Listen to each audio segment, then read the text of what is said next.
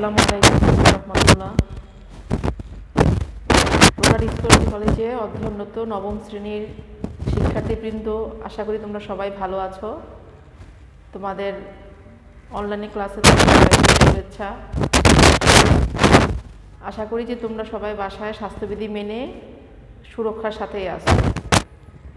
তোমরা যতদূর সম্ভব চেষ্টা করবে সব সময় সেটা মেনে চলতে, কারণ দীর্ঘদিন তোমাদের স্কুল বন্ধ থাকার কারণে তোমরা আসলে পড়ালেখা থেকে অনেক দূরে আছো। যদিও বছরের শেষে তোমাদের অ্যাসাইনমেন্টের মাধ্যমে তোমার কিছু রিভিউ করা হয়েছে, তারপরও আসলে সরাসরি ক্লাসে সম্পৃক্ত না থাকার কারণে তোমাদের হয়তো পাঠের অনেক কিছু এখন বুঝতে একটু কষ্ট হবে। তাছাড়া আমরা সরাসরি আসলে পারছি না পরিস্থিতির কারণে। আশা করি যে খুব দ্রুতই আমরা তোমাদের কাছে পাবো। সরাসরি তোমাদের সাথে ক্লাসের মাধ্যমে যেভাবে হয়ে আসছিল সেটা স্বাভাবিক প্রক্রিয়ায় চলে আসবে। দীর্ঘদিনের এই এত মাসের অভিজ্ঞতায় আমরা বুঝতেছি যে এই সমস্যাটা বা বৈশ্বিক যে মহামারী যেটা আছে, করোনা ভাইরাস সংক্রান্ত যে বিষয়গুলো, এগুলো আমাদের কাছে এখন অনেকটাই স্বাভাবিক হয়ে আসছে। প্রথম দিকে আমরা যে আতঙ্কিত ছিলাম, ভয় পেতাম অনেক বেশি, এখন কিন্তু আমরা বুঝতেছি যে একে নিয়েই আমাদের চলতে হবে, কারণ গতি থেমে থাকবে না বা জীবনের স্থবির নয়। যাই হোক, তোমরা আশা করি যে আমাদের সাথে এই পরোক্ষ নিয়মে, অর্থাৎ যেহেতু তোমাদের আমরা সরাসরি পাচ্ছি না, সেই কারণে যাতে তোমাদেরকে যে কোনো উপায়ে যাতে তোমার পাঠে তোমাকে লাগাতে পারি অথবা তুমি পাঠ গ্রহণ করতে পারো, সেই জন্য স্কুলের পক্ষ থেকে তোমাদের এই অনলাইন সিস্টেম। আশা করি যে তোমরা সবাই রেগুলার ক্লাসগুলো দেখবে, যখন যে ক্লাসটা পাবে সেটা দেখবে এবং খেয়াল করবে যে কোনো ক্লাস যেন মিস না হয়। ধারাবাহিকভাবে দেখার চেষ্টা করবে। একটার সাথে একটা যদি মিল না থাকে, মাঝখানে যদি গ্যাপ থাকে, তাহলে পরের ক্লাসটা বুঝতে তোমার কষ্ট হবে। তোমরা যারা সায়েন্স নিয়েছো, তোমাদের সায়েন্স গ্রুপে একটি সাবজেক্ট হচ্ছে রসায়ন। তোমরা ক্লাস 8 পর্যন্ত বিজ্ঞান একটা বিষয় ছিল তোমাদের, সেখানে বিজ্ঞানের আর কোনো বিভাজন ছিল না। তবে বিজ্ঞানের বইয়ের ভিতরে যেই চ্যাপ্টারগুলো ছিল, সেখানে কোনো কোনো অংশ পদার্থবিজ্ঞানের ছিল, কোনোটা রসায়ন অংশের ছিল, কোনোটা জীববিজ্ঞান অংশের ছিল, কোনোটা সমন্বিত অংশ ছিল, সেখানে সেপারেট করা ছিল না। কিন্তু তোমরা যখন ক্লাস 9-এ উঠছো, তখন তোমাদের এই বিভাজনটা শুরু হলো, যে যারা বাণিজ্য শাখায় তাদের বাণিজ্য বিষয়ক 3টা ভিন্ন ভিন্ন বই থাকবে, একটা অপশনাল থাকে। আর তোমরা যারা সায়েন্স গ্রুপে আসো, তাদের জন্য 3টা ভিন্ন ভিন্ন বিজ্ঞান গ্রুপের বই, একটা হচ্ছে পদার্থ বিজ্ঞান, রসায়ন আর হচ্ছে জীববিজ্ঞান। চতুর্থ বিষয় থাকে তার সাথে, কখনো চতুর্থ বিষয়ে জীববিজ্ঞানকেও নেওয়া যায়, তখন উচ্চতর গণিতটা মেইন হয়ে যায়। তো তোমাদের এই বিষয়টা হচ্ছে, আজকের বিষয় হচ্ছে তোমাদের রসায়ন। ক্লাস 9-এর স্টুডেন্টরা তোমরা যখনই যেই ক্লাস দেখবে, যেই ক্লাসটা তোমরা খাতায়, অবশ্যই খাতা সাথে নিয়ে বসবে, কলম হাতে থাকবে, বইটা সামনে থাকবে এবং খেয়াল রাখবে বইয়ের সাথে মিলিয়ে তুমি পড়াটা মিল কতটুকু আছে সেটা দেখার চেষ্টা করবে। আর হচ্ছে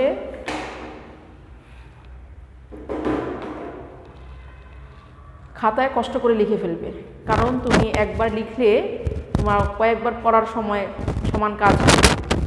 কারণ মানুষের ব্রেন এতটা অ্যাক্টিভ থাকে না যে শোনা মাত্রই তুমি দীর্ঘ সময় ব্রেনে রাখতে পারবে না, অল্প সময় থাকে। তারপর কিছু বিষয় ব্রেনে গেঁথে থাকে। আর তোমার কাজ থাকবে যে তুমি অবশ্যই বই খাতা কলম সামনে রাখবে, যেটা বলা হবে, যেটা ইন্ডিকেট করা হবে, সেটা তুমি লিখে রাখবে।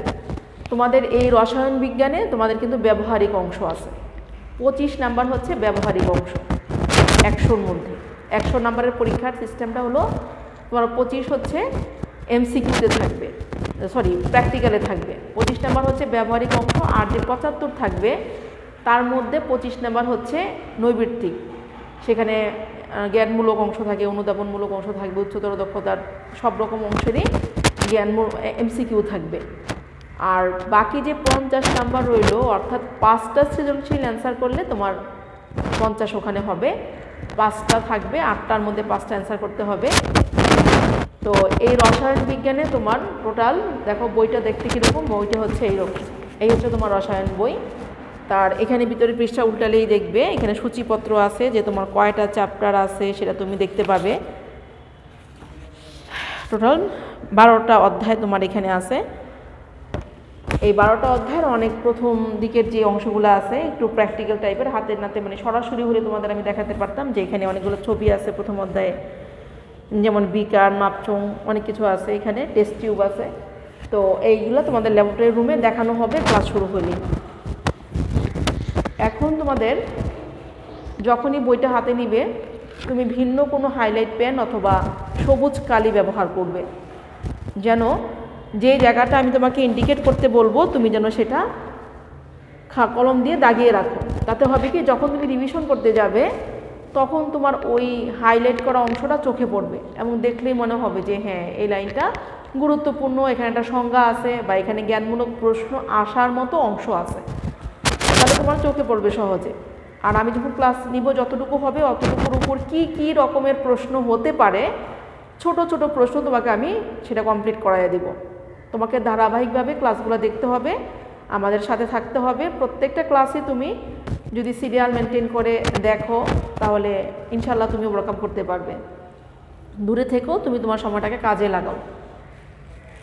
তোমাদের আজকে আমি নিব হচ্ছে দ্বিতীয় অধ্যায়। তো রসায়ন তোমাদের আরেকজন টিচার নিচ্ছে, তাই আমি পরের চ্যাপ্টার থেকে শুরু করব। সেটা হচ্ছে দ্বিতীয় অধ্যায় পদার্থ এবং পদার্থের অবস্থা। প্রথমেই প্রশ্ন আসে পদার্থ কি। তোমরা ছোট ক্লাস থেকে এই সংজ্ঞাটা শিখে আসছো, যার ওজন আছে, আয়তন আছে, জায়গা দখল করে, সেটাই হচ্ছে পদার্থ। আমরাও কিন্তু পদার্থ। আচ্ছা, তাহলে এই পদার্থ আমরা বিভিন্ন রকম দেখি, আমাদের চারপাশে যত কিছু দেখি, যত রকমের চোখের সামনে দেখতে পাই বস্তু, সবগুলাই হচ্ছে পদার্থ, বিভিন্ন রকমের পদার্থ। পদার্থের প্রকৃত বিভিন্ন রকমের, যেটা শক্ত দেখা যায় যেমন কাঠ, দেয়াল, এই বোর্ড, এগুলো হচ্ছে শক্ত। মানে এগুলার শক্ত হওয়ার কারণ কি? কারণ হচ্ছে অণুগুলা এর ভিতরে, যদি আমরা জানি যে কোনো পদার্থকে যদি ভাঙা হয় অনেক অনেক ছোট ছোট কণা বের করা হয়, শেষ ক্ষুদ্রতম কণাটার নাম হচ্ছে অণু। তাকে যদি আরও ভাঙা হয়, আরও অনেক ক্ষুদ্র করা হয়, তাহলে পাওয়া যাবে তার পরমাণু পাওয়া যাবে। সেখানে আবার 3টা কণিকা থাকবে, ইলেকট্রন, প্রোটন, নিউট্রন। তো এই পদার্থ এর মধ্যে যে অণুগুলো আছে তাদের মধ্যে একটা আকর্ষণ কাজ করে। এখন আমরা যে মাটিতে দাঁড়ায় আছি, আমরা কিন্তু ছিটকে পড়ে যাই না, কারণ পৃথিবীটা গোলাকার বলের মতো, সে কিন্তু শূন্যে ভাসতেছে। তাহলে আমরা তো ছিটকে পড়ে যাওয়ার কথা, কিন্তু আমরা পড়ে যাই না। কেন পড়ে যাই না? একটা তীব্র আকর্ষণ বল আমাদেরকে মাটিতে ধরে রাখে। সেই আকর্ষণ বলটা শুধু আমার সাথে, মাটির সাথে আছে তা না, প্রত্যেকটা পদার্থের সাথেই, ভূপৃষ্ঠের সাথে এই আকর্ষণ বলটা তীব্র। তুমি দেখবা সিঁড়ি দিয়ে যখন তুমি বাসায় ওঠো তখন তোমার অনেক কষ্ট হয়, কারণ তুমি তো ওই আকর্ষণ বল সে টানতেছে আর তুমি তাকে ডিঙিয়ে উপরের দিকে উঠতেছো, বাধা কাজ করে, যার কারণে তোমার কষ্ট হয়। অথচ যখন নিচের দিকে নামবে তখন দেখবা যে কষ্ট হয় না, আরাম হয়। মানে কেন কষ্ট হয় না? আকর্ষণ বলটা তোমাকে টানতেছে নিজের দিকে আর তুমিও সেদিকে যাচ্ছ, যার কারণে কষ্ট হয় না। ঠিক পদার্থের মধ্যেও অণুগুলার মধ্যে একটা আকর্ষণ কাজ করে। এই আকর্ষণটা কয়েকটা কণার মধ্যে, অনেকগুলো কণার মধ্যে যখন তীব্র থাকে আকর্ষণ বলটা, অনেক বেশি কাছে থাকে তারা, তখন সেই পদার্থটা হয়ে যায় কঠিন পদার্থ। অর্থাৎ তীব্র আন্তঃকণা আকর্ষণ বল যখন থাকে, অর্থাৎ শক্তিটা যখন বেশি থাকে, অণুগুলো খুব কাছাকাছি অবস্থান করে, তখন সেটা হচ্ছে কঠিন পদার্থ। আর যখন আরেকটু কম হয় অণুগুলা, আমরা একটা কঠিন পদার্থ নিয়ে যখন তাপ দেই, যেমন মনে করো বরফ, এটা কি? এটা কঠিন পদার্থ। এই বরফকে যখন তাপ দিব, এটা আস্তে আস্তে কী হবে? অণুগুলা তখন গতিশক্তি প্রাপ্ত হয়, তারা কেঁপে ওঠে, নড়ে ওঠে। কাঁপাকাঁপির কারণে তাদের মধ্যে একটা গতি প্রাপ্ত হয়, যার কারণে সে আর তার জায়গায় থাকে না, নড়ে চড়ে বসে। যার কারণে নড়াচড়ার কারণে তার কি হয়? তার গতির কারণে সে ওই অণুর যে আকর্ষণ বলে লেগেছিল সেখান থেকে দূরে সরে যায়। এতে পদার্থটাকে একটু নরম হয়ে যায়, নরম হয়ে আস্তে আস্তে বরফটা দেখবা গলে পানি হয়ে যাচ্ছে। কেন হচ্ছে? অণুগুলো যে অনেক কাছাকাছি ছিল, তাপ পেয়ে তারা, অণুগুলো তাপে গতিশক্তি প্রাপ্ত হয়, তখন কি হয়, আস্তে আস্তে শিথিল হয়, যার কারণে আমরা পাই কি তরল পদার্থ। দেখো কঠিন একটা বরফের টুকরা যদি তুমি নাও, তাহলে এটাকে কিন্তু চাপ যতই দাও না কেন এটা যেমন ছিল তেমনই থাকবে, মানে এর পরিবর্তন হবে না। তাপ দিলে তার কিছুটা পরিবর্তন হয়, যেমন বরফটা পুরো তরল হয়ে যায় যদি আমরা তত বেশি তাপ দিব, আরও তাপ দিলে আরও পরিবর্তন হবে। কিন্তু যেটা কঠিন, মনে করো একটা কাঠের টুকরা, তুমি যদি ওখানে তাপ দাও তাহলে পরিবর্তন হয়ে, মানে যেহেতু কঠিন পদার্থে তাপ দিলে সামান্য পরিমাণে অন্য পদার্থ সকল পদার্থে সামান্য বৃদ্ধি পায়, তার মধ্যে কঠিন পদার্থ হলো সবচেয়ে কম বৃদ্ধি পায়। আর কঠিনের অবস্থা কি, তার নির্দিষ্ট আকার আছে, তার আয়তন আছে, তার নির্দিষ্ট ভর আছে। যখন কোনো কণাগুলো কাঁপতে থাকে, একটু দূরে সরে যায়, পদার্থটা একটু তরল হয়ে যায়, তখন তার নির্দিষ্ট ভর থাকে, নির্দিষ্ট আয়তন থাকে, কিন্তু আকার কিন্তু নির্দিষ্ট থাকে না। তুমি 1 লিটার পানি একটা বোতলেও রাখতে পারো, একটা পাতিলেও রাখতে পারো, একটা গ্লাসেও, বড় কোনো গ্লাসে বা মগেও রাখতে পারো। মানে পাত্র যেরকম তার আয়তনও, তার আকারটাও সেরকম হয়ে যায়। তরলের কোনো নির্দিষ্ট আকার নেই, কিন্তু কঠিনের কিন্তু 3টাই নির্দিষ্ট, আয়তন নির্দিষ্ট, তার ভর নির্দিষ্ট, তার আকারও নির্দিষ্ট। কিন্তু যদি সেটা হয় তরল, তাহলে কি হয়, তার আয়তন এবং ভর একই থাকলেও আকার কিন্তু একই থাকে না। তুমি যখন কোনো কোমল পানীয় কিনো, তখন 2 লিটারের বোতল যখন কিনো, তখন বোতলের মাপ 2 লিটার, পানির মাপও কিন্তু 2 লিটার। তার মানে পানির আর পাত্রের আয়তন তখন কি একই হয়ে যায়। তার এরপরে যখন আমি ওই পানিটা পেলাম, ওটাকে যখন আমি আরও তাপ দিব, তখন এটা কী হবে, বাষ্প হয়ে দেখব উড়ে যায়। এটা হচ্ছে তার গ্যাসীয় অবস্থা। মানে তাপ পেয়ে অণুগুলো এত বেশি ছুটোছুটি করে যে কারোর সাথে কারো আর কাছাকাছি থাকেই না, দূরে দূরে চলে যায়, অনেক দূর পর্যন্ত ছড়ায়া যায়। মানে আন্তঃআণবিক যে আকর্ষণ বলটা ছিল সেটা অনেক কমে গেল। এতে কি আয়তন তার ঠিক থাকতেছে না, আকারটাও ঠিক থাকতেছে না। তাহলে কঠিন, তরল এবং বায়বীয় পদার্থের এই 3টা অবস্থার নির্দিষ্ট কিছু বৈশিষ্ট্য আছে। সেই বৈশিষ্ট্যগুলো তোমাকে জানতে হবে, যে কঠিনের নির্দিষ্ট আকার, আয়তন আছে, ভর আছে, এর অণুগুলোর কোনো আকর্ষণ বলের শক্তি বেশি, বা অণুগুলো খুব কাছাকাছি অবস্থান করে। তারপরে হচ্ছে চাপ দিলে কি হয়, কঠিনের কোনো পরিবর্তন হয় না, তবে তাপে সামান্য পরিমাণে পরিবর্তন হয়। এই বৈশিষ্ট্যগুলো কঠিনের যেমন আছে, তেমনি তরলের আছে, তেমনি হচ্ছে বায়বীয় বা গ্যাসীয় পদার্থেরও আছে। তো 3টা পদার্থের এই বৈশিষ্ট্যগুলা যখন তারা গতিপ্রাপ্ত হয়, তখন তাদের গতি বৃদ্ধি পায় তাপ পেয়ে, তখন তার একটা তথ্য যে এর কি কি বৈশিষ্ট্য থাকতে পারে গতিশক্তি পাওয়ার কারণে পদার্থের যে অবস্থা, সেটাও একটা তথ্য এখানে আছে, যে কণার গতি তত্ত্ব। তাহলে আমরা পদার্থ পেলাম কয় প্রকার, 3 প্রকার।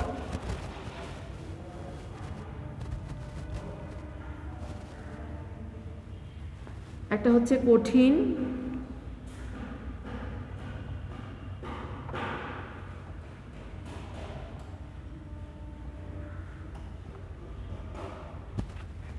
বায়বীয় বা গ্যাসীয় পদার্থ।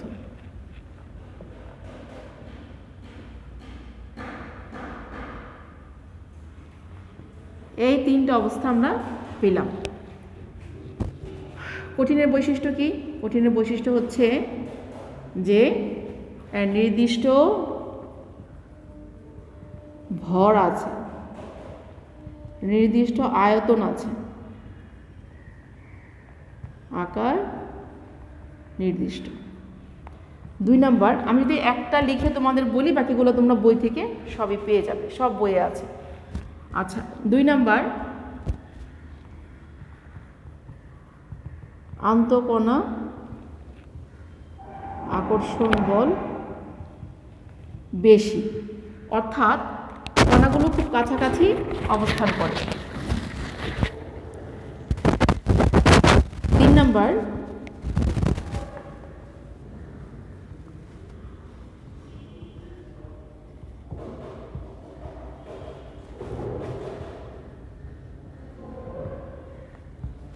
চাপ প্রয়োগে আকারের কোনো পরিবর্তন হয় না। 4 নাম্বার, তাপ প্রয়োগে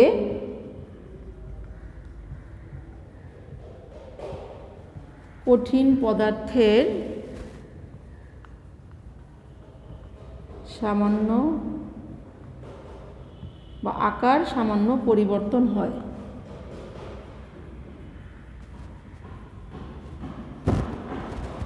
আচ্ছা, তাহলে এই পয়েন্টগুলো, এই 4টা পয়েন্টে যদি আমি তরল এবং বায়বীয় বেলায় ব্যবহার করি, তাহলে তরলের বেলায় কি হবে? ভর নির্দিষ্ট, আয়তন নির্দিষ্ট, কিন্তু আকার নির্দিষ্ট নয়। আন্তঃকণা আকর্ষণ বল কম, মানে কণাগুলো কি তাদের মধ্যে খুব কাছাকাছি অবস্থান করে না। চাপ প্রয়োগে আকারের পরিবর্তন হয় না। তাপ প্রয়োগে কঠিন পদার্থের চেয়ে বেশি আকার পরিবর্তন হয়। তাহলে তরলের বেলায় কি হবে দেখো, একই পয়েন্টগুলো তরলের বেলায় হবে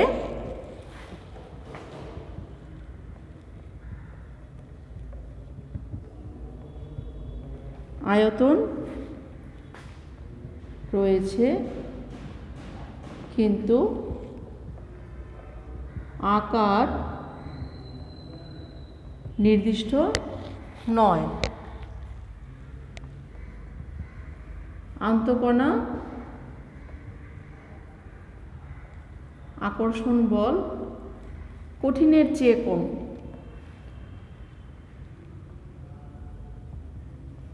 কঠিনের চেয়ে কম। 3 নম্বর পয়েন্ট, চাপ প্রয়োগ করলে কি তরলের আকারের পরিবর্তন হয় না?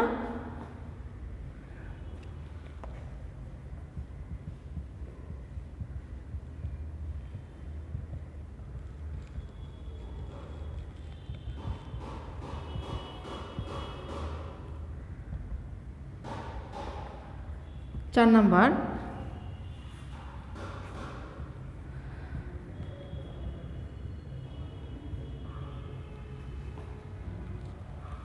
পদার্থের আকার পরিবর্তন হয়, মানে আকার বৃদ্ধি পাবে, আয়তন বৃদ্ধি পাবে। তাপ প্রয়োগ আয়তন বৃদ্ধি পাবে। আচ্ছা, আমি গ্যাসীয় পদার্থটা লিখলাম না, তোমরা এই পয়েন্টগুলো কি হবে, নির্দিষ্ট ভর আছে কিন্তু আয়তন আকার অনির্দিষ্ট, অনেক দূর পর্যন্ত ছড়ায় যেতে পারে, এটা নির্দিষ্ট। আর ভর নির্দিষ্ট হলেও অন্য বিষয়গুলো অনির্দিষ্ট, মানে ছড়ায়া যায় অনেক দূর পর্যন্ত। তুমি এক বোতল গ্যাস যদি নাও, একটা বোতলে চাপ প্রয়োগ করে বোতলে ছোটো জায়গায় রাখলে যখন এটা ছেড়ে দিবে তখন এটা খালি জায়গা পেয়ে উন্মুক্ত হয়ে অনেক দূর পর্যন্ত চলে যাবে। চাপ প্রয়োগে কি হয়, আকার পরিবর্তন হয়, আকার আর হচ্ছে তো আয়তনও বৃদ্ধি পায়, অনেক বেশি বৃদ্ধি পায়। এই হচ্ছে কঠিন তরল আর বায়বীয় অবস্থা। এটা তোমাদের নিজেদের লিখে নিতে হবে, বই দেখে নিজেরা লিখবে, এটা নিজেরা খাতায় এখনই লিখে ফেলবে। বিষয়গুলো সবাই লিখে ফেলো।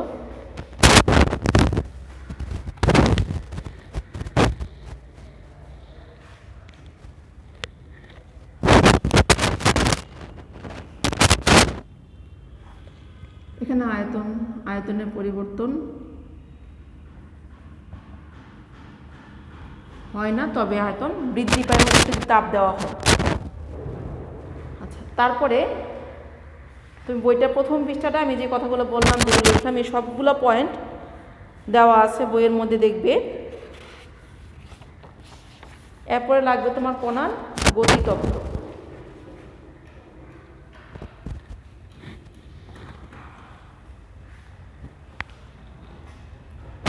আচ্ছা, কণার গতিতত্ত্বের সংজ্ঞাটা দেখো কি আছে।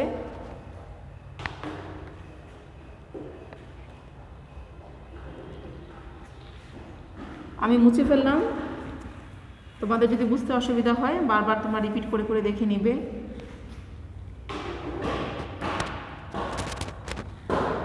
এই কণাগুলার গতি বিষয়ক, অর্থাৎ যখন গতিপ্রাপ্ত হয়, যখন তাপ পায়, তখন তার যে অবস্থা হয় এবং কণাগুলোর যে অবস্থা হয়, সেই সবগুলো নিয়ে যে তথ্য তাকে বলা হয় কণার গতিতত্ত্ব।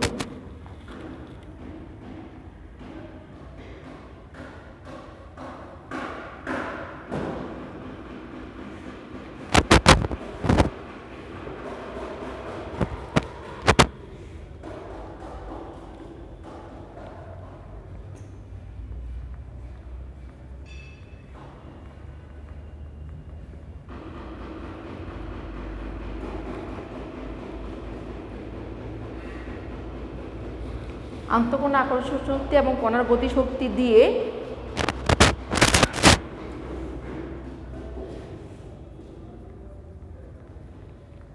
পদার্থের কঠিন অবস্থা, তরল অবস্থা, বায়বীয় অবস্থা ব্যাখ্যা করার তত্ত্বকে কণার গতিতত্ত্ব বলে। তাহলে যে কণাগুলোর মধ্যে আকর্ষণ শক্তি কমে গেলেই কিন্তু তার পরিবর্তনটা আসতেছে, আর তখন সে গতিশক্তি লাভ করতেছে। এই দুইটার ব্যবহার করে আমরা কণা যে কোনো পদার্থের কঠিন অবস্থা, তরল অবস্থা, বায়বীয় অবস্থা ব্যাখ্যা করতে পারি। অর্থাৎ কণাগুলোর আকর্ষণ বল বা আন্তঃকণা আকর্ষণ বলের উপর নির্ভর করে এই তিনটা ক্যাটাগরি বা তিনটা অবস্থা পদার্থের হয়ে থাকে। যেভাবে আমরা যে ব্যাখ্যাগুলো দেই, যেই এর মাধ্যমে এই যে তথ্যগুলা, এই তথ্যগুলাকেই বলা হয় কণার গতিতত্ত্ব। তুমি দেখবে তোমার বইয়ের মধ্যে তিনটা পদার্থ দেওয়া আছে, কঠিন, তরল, বায়বীয়। ধরো এটা হচ্ছে এখানে কঠিন পদার্থ, একটা বরফ খণ্ড রাখা আছে এই বাক্সের মধ্যে, ঘনবস্তুর মধ্যে। তারপরে এখান থেকে যখন তাপ দিছে তরল হয়েছে, যখন দেখো আরও তাপ দেওয়া হলো তখন এটা এতটাই উন্মুক্ত হয়ে গেছে, অর্থাৎ কণাগুলোর আকর্ষণ বল অনেক নেই বললেই চলে। সেখানে কি হয়েছে, ছড়ায়া সারা পাত্রে হয়ে গেছে, অনেক দূর পর্যন্ত ছড়ায় গেছে। দেখো এই যে কথাগুলো বললাম তোমার বইয়ের মধ্যে আছে, অবশ্যই তুমি হাইলাইট পেন নিয়ে কণার গতিতত্ত্বটা দাগিয়ে রাখবে। আমি তোমাকে কিছু প্রশ্ন দিব। দেখো, কঠিন পদার্থে তাপ দেওয়ার ফলে কণাগুলো কি হয়, কাঁপতে থাকে এবং তাদের গতি প্রাপ্ত হয়, আর হচ্ছে কণাগুলোর আকর্ষণ বল কমে যায়। এখন এই গতিতত্ত্বের সাথে সম্পর্কিত যে উদাহরণ একটা আছে, যেটা তোমরা ক্লাস 8-এ পড়ছো, ব্যাপন। ব্যাপন হচ্ছে যে কোনো কঠিন তরল আর বায়বীয় পদার্থের স্বতঃস্ফূর্ত এবং সমানভাবে যে ছড়িয়ে পড়ে তাকে বলা হয় ব্যাপন। তুমি যদি এক বোতল কোনো সেন্ট নাও, একটা বোতলের মধ্যে যদি বোতলের মুখটা পুরো খুলে দাও, তাহলে সেন্টটা কী হবে, ছড়ায়া সারা ঘর ঘ্রাণ ভরে যাবে, খুব ঘ্রাণ মনে হবে। তার মানে কি, প্রথমে খুব অল্প জায়গার মধ্যে এটাকে চাপ প্রয়োগ করে অল্প জায়গার মধ্যে আবদ্ধ করে রাখা হয়েছিল। যখন এটা খালি স্থান পাইছে, অণুগুলার আন্তঃকণা অনেক কমে যায়, বোঝার কারণে কি হয়, ছড়ায়া সারা ঘর হয়ে যায়। এটাকে বলা হয়, অর্থাৎ বেশি ঘন স্থান থেকে হালকা স্থানের দিকে, কম ঘন স্থানের দিকে যে ছড়ায়া পড়লো অণুগুলো, একে বলা হয় ব্যাপন। তোমার বইয়ের সংজ্ঞাটা দেওয়া আছে, দেখো, কোনো মাধ্যমে কঠিন তরল ও বায়বীয় পদার্থের স্বতঃস্ফূর্ত ও সমানভাবে ছড়িয়ে পড়ার প্রক্রিয়াকে বলা হয় ব্যাপন। এই প্রক্রিয়া কী হয়, কঠিন পদার্থ হোক, তরল হোক, বায়বীয় হোক, উচ্চ ঘনমাত্রা, যেখানে একদম বোতলের মধ্যে ছিল, মানে কি চাপাচাপি করে ঘন হয়েছিল, আর যখন উন্মুক্ত স্থান পেল তখন কিটা চারদিকে ছড়ায় গেল। দেখো এখানে উদাহরণ আছে, ঘরের এক কোণে কোনো একটি সুগন্ধির শিশি মুখ খুলে রাখলে কিছুক্ষণের মধ্যে সারা ঘর সুগন্ধি ছড়িয়ে পড়ে। এটা হচ্ছে ব্যাপনের একটা উদাহরণ। তো এতক্ষণ আমরা যা পড়লাম তার উপর আমি কিছু প্রশ্ন দিচ্ছি, তোমরা এই প্রশ্নগুলো পড়বে। এই প্রশ্নগুলো যদি পড়ো তাহলে দেখবে যে জ্ঞানমূলক অংশ এর মধ্যে পেয়ে যাচ্ছ, কিছু সংজ্ঞা এখানে পেয়ে যাবে। এগুলো পড়লে তোমার জন্য বিষয়টা সহজ হবে। প্রশ্নগুলো লিখে রাখো।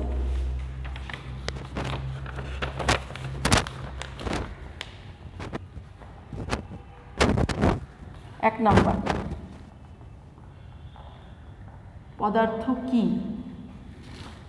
পদার্থ কত প্রকার? আমি সংক্ষিপ্ত করে দিচ্ছি, ও কি কি। 2 নাম্বার, কঠিন পদার্থের বৈশিষ্ট্য কি কি?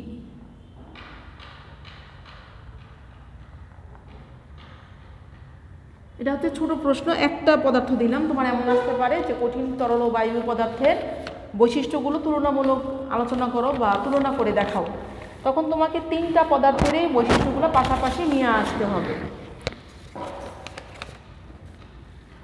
আন্তঃকণা আকর্ষণ বল কি?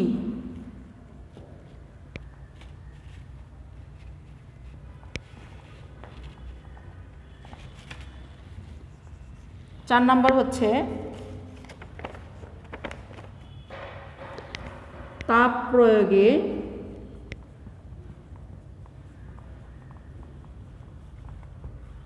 পদার্থের কি কি পরিবর্তন হয়। 5 নাম্বার, কণার গতিতত্ত্ব বলতে কি বুঝো? 6 নাম্বার, ব্যাপন কি? এই সবগুলাই ছোট প্রশ্ন। আমি একটা বড় প্রশ্ন দিচ্ছি যে কঠিন, তরল ও বায়বীয় পদার্থের বৈশিষ্ট্যের